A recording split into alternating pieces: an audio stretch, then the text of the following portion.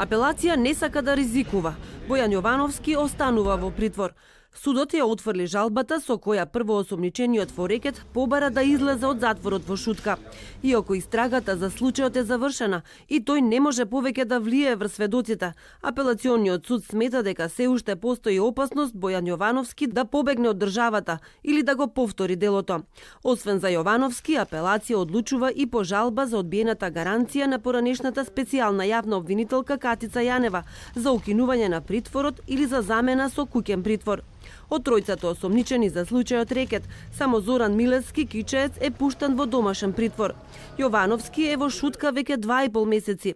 На јавната седница во апелација тој се пожали дека неговиот добар физички изглед не отсликува неговата реална здравствена слика.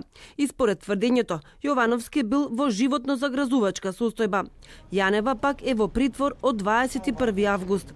Орце Камчев, кој беше мета на рекетот и по негово сведочење тројцата завршија во притвор, во ноември повторно ќе остане без пасош, кој првично го изгуби како осомничен во случајот Империја, а го врати назад поради неодложни службени патувања и задолжителна едукација, брифираат од кривичниот. Неговата изјава, дадена пред обвинител, која протече во јавноста, не излегла од основниот суд Скопје 1. Оттаму велат дека тоа го утврдиле откако разговарале со повеќе лица.